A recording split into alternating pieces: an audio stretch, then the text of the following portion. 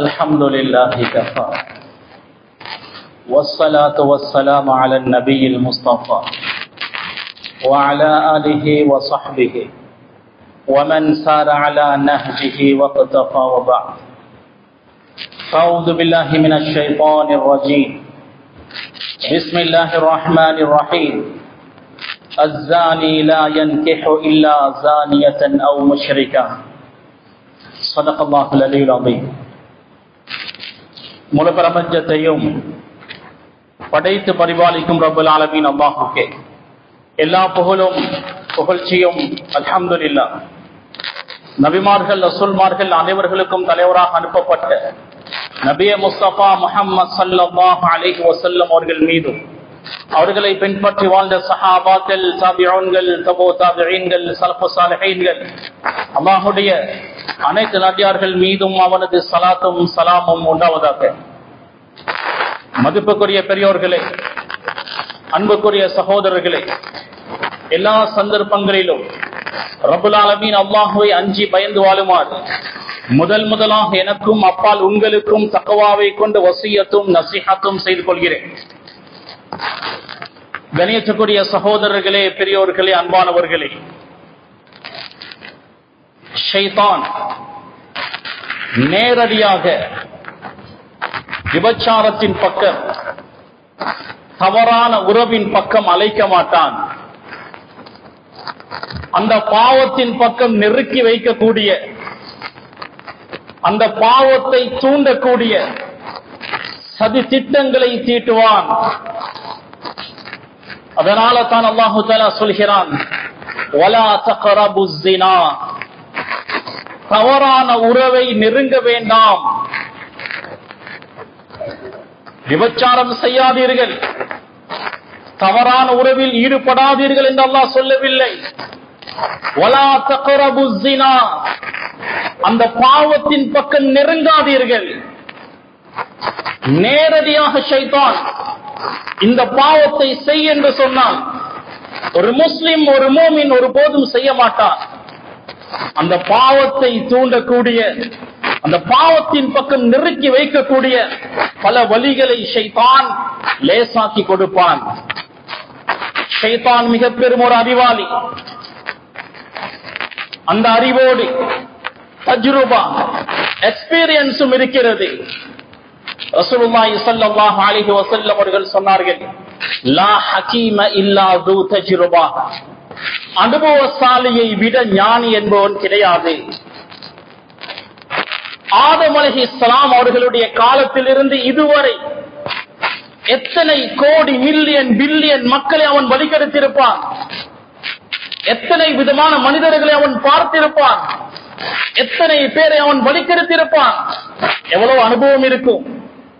அறிவோடு அனுபவமும் இருக்கிறது. எல்லா மனிதர்களையும் ஒரே ரீதியில் அணுக மாட்டான்.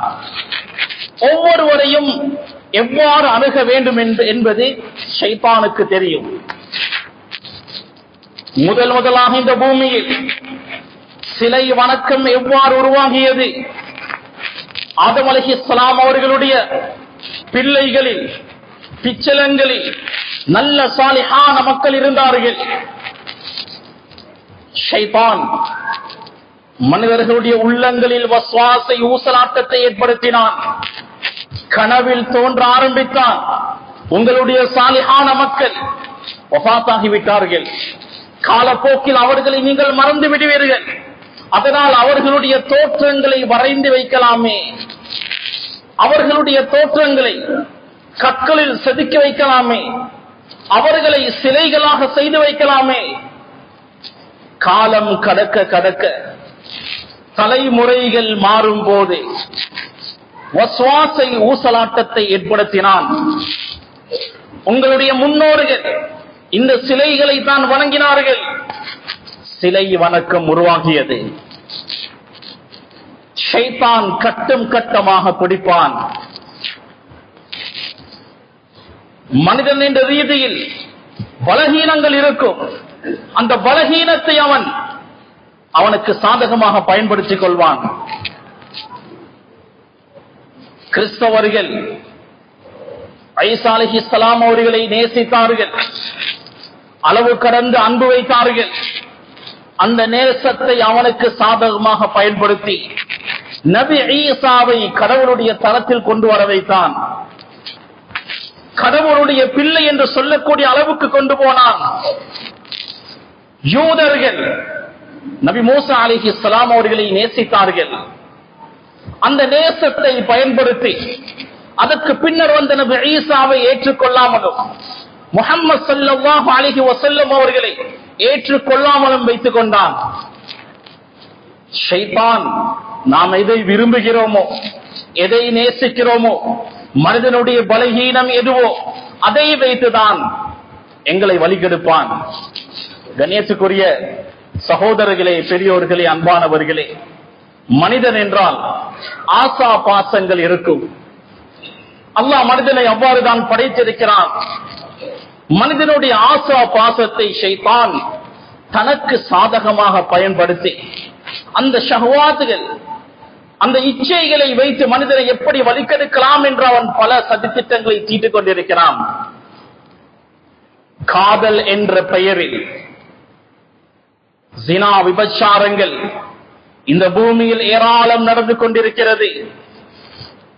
அல்லாமா இக்பால் அவர் சொல்கிறார், மரியமை போன்ற கற்பொழுக்கமுள்ள ஒரு பெண்ணை நீங்கள் தேடுகிறீர்கள், ஆனால் நபி யூசுஃபை போன்ற கற்பொழுக்கம் உள்ளவர்களாக நீங்கள் இல்லை.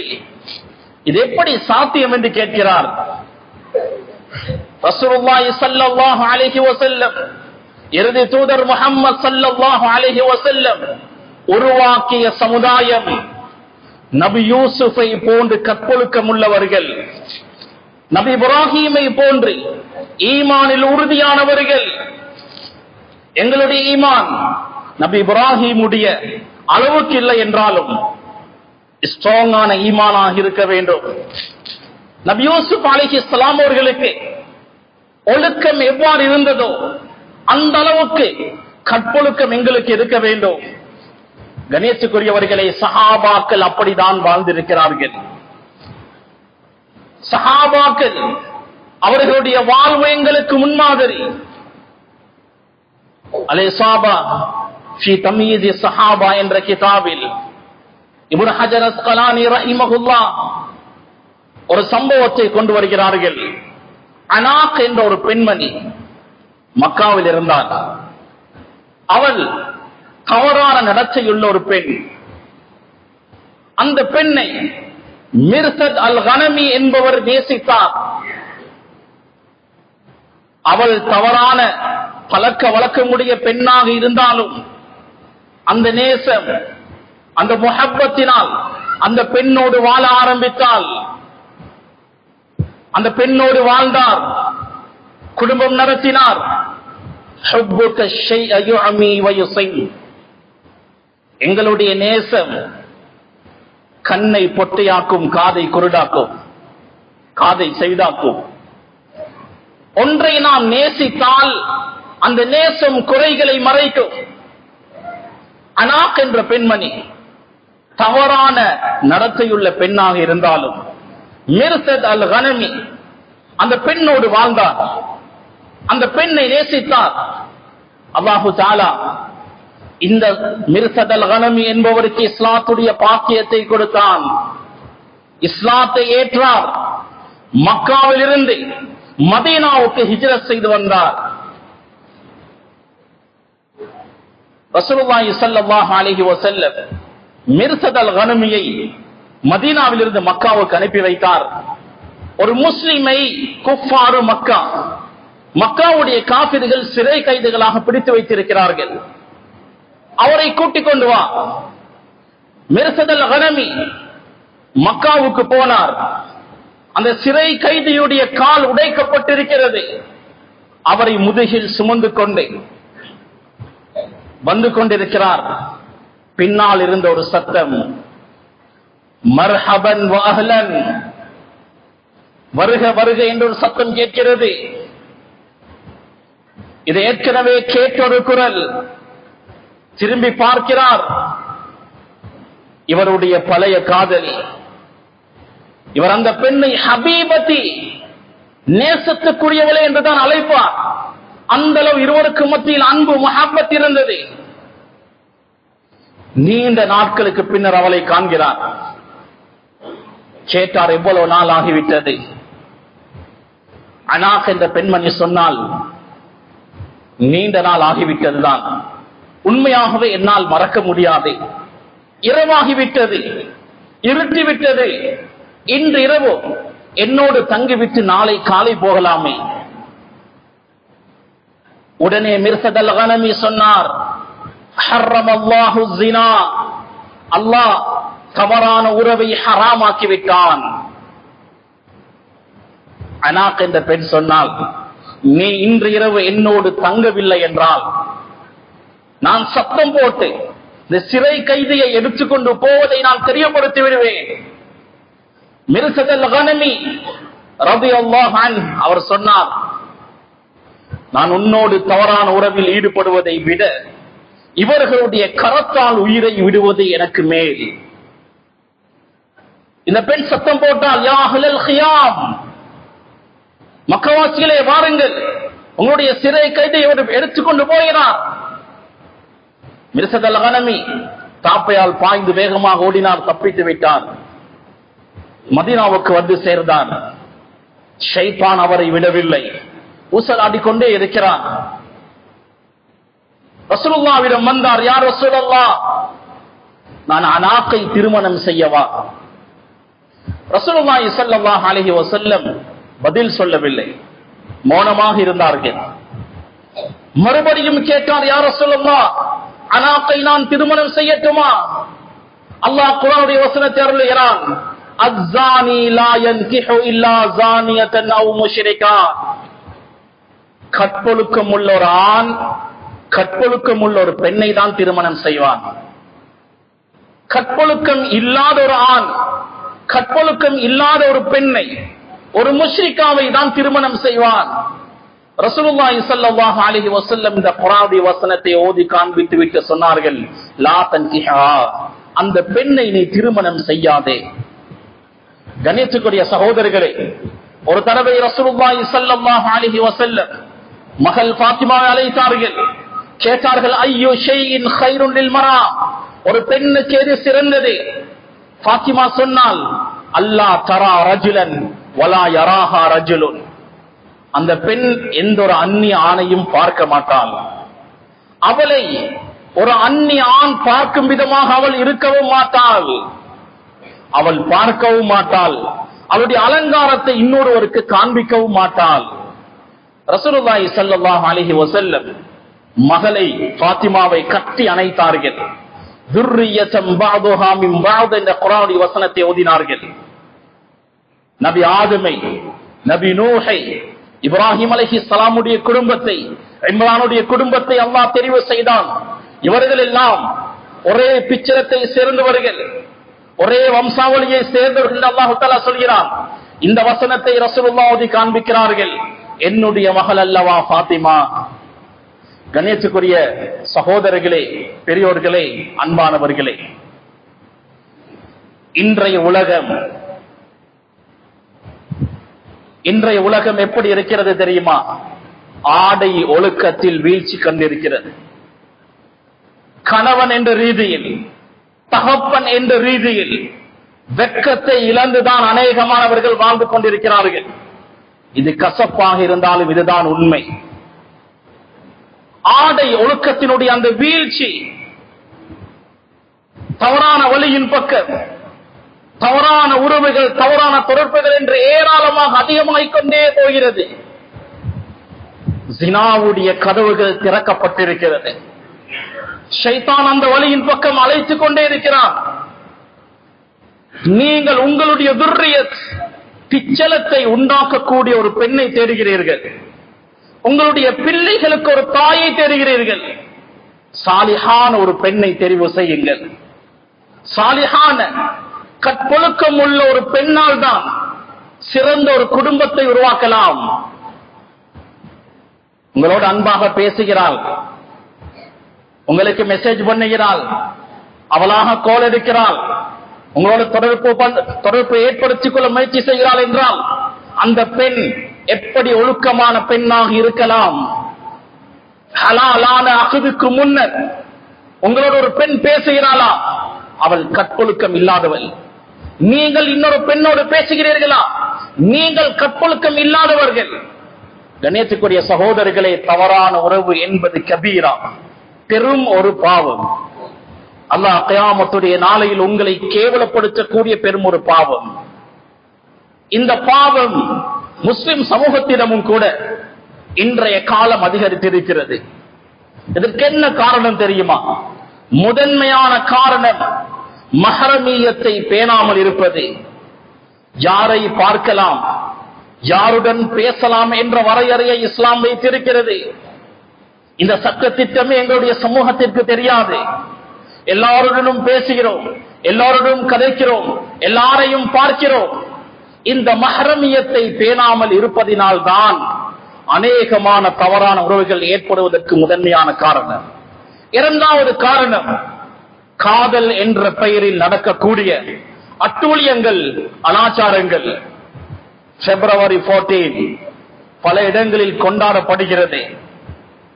இந்த February 14 எப்படி உருவாகியது தெரியுமா?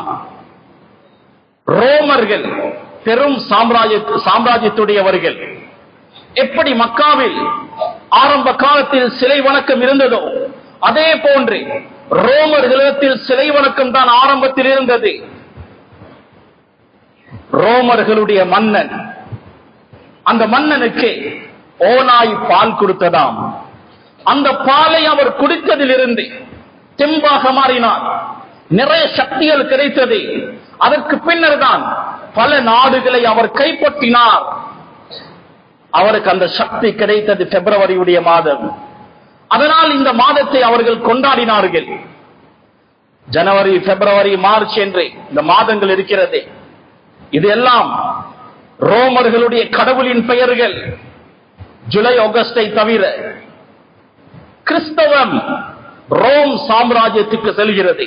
அதாவது இத்தாலியுடைய பகுதிக்கு கிறிஸ்தவம் செல்கிறது.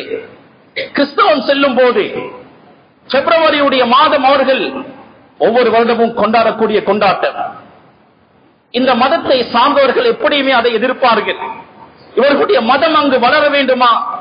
அவருடைய கொண்டாட்டத்தை ஏற்றுக்கொண்டால்தான் இந்த மார்க்கம் கொஞ்சம் கொஞ்சமாக வளரும். ஒரு மதகுரு இருந்தார், கிறிஸ்தவ மதகுரு வேலண்டைன். அரசாங்க சட்டம், ராணுவ வீரர்கள் திருமணம் செய்யக்கூடாது. இந்த மதகுரு இரகசியமாக திருமணங்களை செய்து வைத்தார். இது தெரிய வர அவர் தூக்கில் போடப்பட்டார். February 14 அந்த நாள் தான். இப்படி பல காரணங்களை இதற்கு சொல்கிறார்கள். ரோமர்கள் சொல்லக்கூடிய மிக முக்கியமான ஒரு காரணம், அவர்களுடைய கொள்கையின் படி காதலுக்கு என்ற ஒரு கடவுள் இருக்கிறது. அந்த கடவுள் இன்றைய தினம் விசேஷமாக அன்பை, பாசத்தை உருவாக்கிறாராம். அதனால் தான் இந்த கொண்டாட்டம். எனவே கண்ணியத்துக்குரியவர்களே, நாம் முஸ்லிம்கள் தெளிவாக விளங்கிக் கொள்வோம். இந்த கொண்டாட்டம் ஒரு மத பின்னணியை கொண்ட ஒரு கொண்டாட்டம், ஒரு சமூகத்தை சார்ந்த ஒரு கொண்டாட்டம். முஸ்லிம்களாகிய நாம் எந்த ரீதியிலும் அதோடு தொடர்பு பட்டுவிடக் கூடாது. ஒரு அறிக்கை சொல்கிறது, 62% வாலிபர்கள் இந்த நாளை கொண்டாடுகிறார்கள். ஒரு அறிக்கை சொல்கிறது, இதுவரை இந்த வருடம் 150 மில்லியன் அந்த கார்டுகள் விற்பனை செய்யப்பட்டிருக்கிறது. 58 மில்லியன் சாக்லேட்டுகள் விற்கப்பட்டதாக ஒரு அறிக்கையில் எழுதப்பட்டிருக்கிறது. கணேசக்குரிய சகோதரர்களே, பெரியோர்களே, அன்பானவர்களே, இந்த கலாச்சாரம் இஸ்லாமிய கலாச்சாரத்திற்கு முற்றிலும் முரணானது. வாலிபம் என்பது ரசூலுல்லாஹி ஸல்லல்லாஹு அலைஹி வஸல்லம் அவர்கள் சொன்னதை போன்றே ஷஅபத்து மினல் ஜுனூன், பைத்தியத்தின் ஒரு பகுதி. வாலிப காலம் எதுவும் விளங்காது. அரசியல் ரீதியாக, பிசினஸ் ரீதியாக முன்னிலையில் இருக்கக்கூடியவர்கள் வாலிபர்களுடைய, இளம் யோதிகளுடைய புத்திகளை மங்க வைக்க இது போன்ற நாளை ஊக்கப்படுத்துவார்கள். காரணம், அந்த வாலிபர்கள் சிந்திக்க ஆரம்பித்தால் அவர்களால் தவறுகள் அரசியல் ரீதியாகவோ பொருளாதார ரீதியாகவோ செய்ய முடியாது. கண்ணியத்துக்குரிய சகோதரர்களே, பெரியோர்களே, லைலா மஜ்னூனுடைய சம்பவத்தை நாம் கேள்விப்பட்டிருப்போம். மஜ்னூன் பைத்தியக்காரன் என்பது அர்த்தம். அவனுக்கு ஒரு அழகான பெயர் இருந்தது, கைஸ். தௌபத்துப்னு சிம்ம அல் கிஃபாஜி என்றும் சொல்லப்படும். சிறந்த ஒரு மார்க்கறிஞர், கல்வி இருந்தது. ஹிஜ்ரி 400ஆம் ஆண்டுடைய அந்த பகுதியில், ஹிஜ்ரி 4ஆம் நூற்றாண்டினுடைய அந்த பகுதியில் பெரும் பெரும் உலமாக்களுடைய மஜ்லிஸில் அவர் அமர்வார். ஆலோசனைகள், மஷூராக்கள் சொல்வார். அவ்வளோ பெரும் ஒரு அறிவாளி. எப்போது ஒரு பெண்ணுக்கு பின்னால் சுத்த ஆரம்பித்தாரோ, அவர் நேசிக்கக்கூடிய பெண்ணினுடைய ஊருக்கு ஒரு நாய் போய் வந்தால் அந்த நாயினுடைய காலை முத்தமிடுவார். அந்த பெண்ணினுடைய வீட்டினுடைய சிவரை முத்தமிடுவார். என்னுடைய நேசத்துக்குரியவள் அந்த வீட்டுக்குள்ளால் இருக்கிறாள். அவருடைய இறப்பே மர்மமான முறையில் தான் முடிந்தது.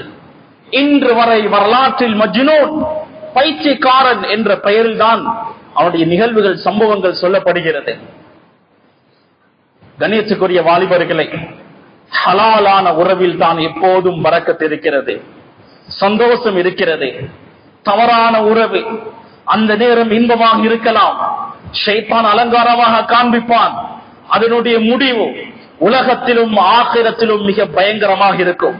நீங்கள் எப்படியோ அப்படிதான் உங்களுக்கு அமையக்கூடிய மனைவியும் இருப்பான்.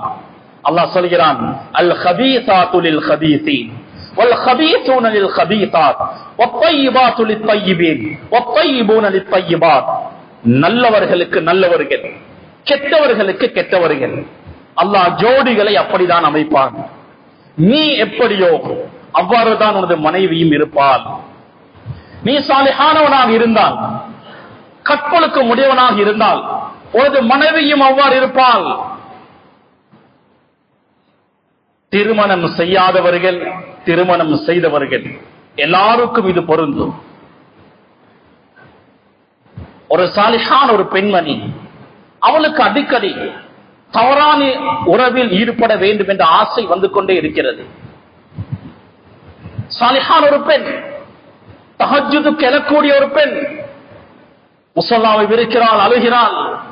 ஆனால் விபச்சாரத்தினுடைய ஆசை, தகாத உறவினுடைய ஆசை வந்து கொண்டே இருக்கிறது. கடைசியாக கணவனிடம் சொன்னால், எனக்கு இப்படி ஒரு ஆசை வந்து கொண்டே இருக்கிறது, நான் என்ன செய்ய? கணவன் எதுவுமே பேசல.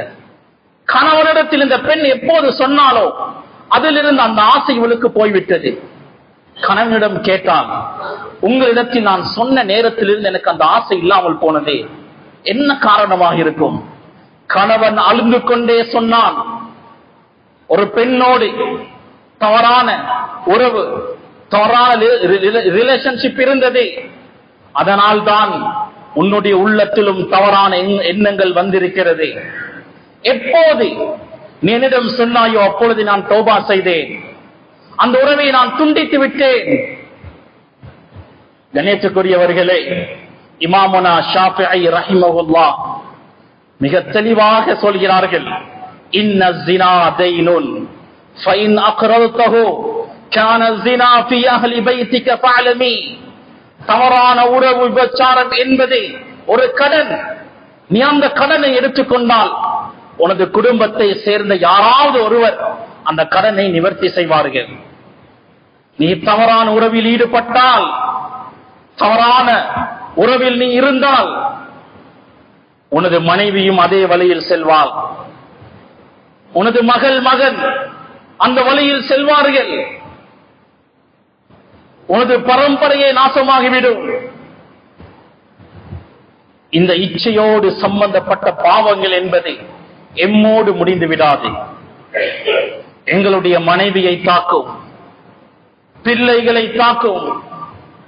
கண்ணியத்துக்குரியவர்களே, நாம் தவறான உறவு, தவறான ரிலேஷன்ஷிப்பில் இருக்கும் போது எங்களுக்கு சாலிஹான மனைவி அமைய மாட்டாள். அமைந்தாலும் அந்த பெண் வலிக்கெட்டு போவாள் உன்னுடைய நடத்தையினால். பிள்ளைகளுடைய எதிர்காலம் கேள்விக்குறியாகிவிடும். அதனால் மிக பக்குவமாக அல்லாஹ் சொல்லக்கூடிய முறை பிரகாரம், ரசூலுல்லாஹி ஸல்லல்லாஹு அலைஹி வஸல்லம் அவர்கள் வாழ்ந்து காட்டிய முறை பிரகாரம் நாம் கற்பொழுக்கத்தோடு இந்த பூமியில் வாழ்வோம். சஹாபாக்கள் வாழ்ந்து காண்பித்தார்கள், ஸலஃபு ஸாலிஹீன்கள் வாழ்ந்து காண்பித்தார்கள். அப்படியான ஒழுக்கமான வாழ்க்கையை நாம் வாழ்வோம். எங்களுடைய மனைவியுடைய, பிள்ளைகளுடைய ஆடை ஒழுக்கத்தை நாம் கவனிப்போம். எங்களுடைய கண் பார்வைகளை நாம் பாதுகாப்போம். அடுத்த பெண்களோடு மிக ஒழுக்கமாக நடந்து கொள்வோம். எங்களுடைய ஹலால் மனைவியை தவிர வேற எந்த ஒரு பெண்ணையும் நாம் இச்சையோடு பார்க்க கூடாது, அவர்களோடு பேசக்கூடாது. பார்வையில் நாம் ஒழுக்கத்தை பேணினால் இது போன்ற பாவத்தில் இருந்து எம்மை நாம் பாதுகாத்துக் கொள்ளலாம். எனவே ரப்பல் ஆலமீன் எங்களுடைய கல்புகளை சுத்தப்படுத்துவானாக, எங்களுடைய கல்புகளை வெளிச்சமாக்குவானாக. ரப்பே, தீய எண்ணங்கள், நீ வெறுக்கக்கூடிய எண்ணங்கள் எங்களுடைய உள்ளங்களில் இருந்தால் அதை அகற்றுவாயாக. கெட்ட பழக்க வழக்கங்களில் இருந்து எங்களை பாதுகாப்பாயாக. ரப்பே, பாவத்தின் மீது வெறுப்பை தருவாயாக, நன்மையான விடயங்கள் மீது ஆசை ஆர்வத்தை தருவாயாக. அதற்குரிய சந்தர்ப்பங்களை மௌத்து வரை அடிக்கடி தந்து கொண்டே இருப்பாயாக. ரப்பே ரஹ்மான், என்னுடைய இறுதி நேரத்தை சிறப்பாக்கி வைப்பாயாக. நல்ல மௌத்தை தருவாயாக. சொர்க்கத்தை எங்களுக்கு வாஜிபாக்குவாயாக, நரகத்தை எங்களுக்கு ஹராமாக்குவாயாக. சொர்க்கத்தில் ரப்பே உன்னை பார்க்கக்கூடிய பாக்கியத்தை, உனது முனாஜா லிகாவுடைய பாக்கியத்தை எங்களுக்கு நசீபாக்குவாயாக.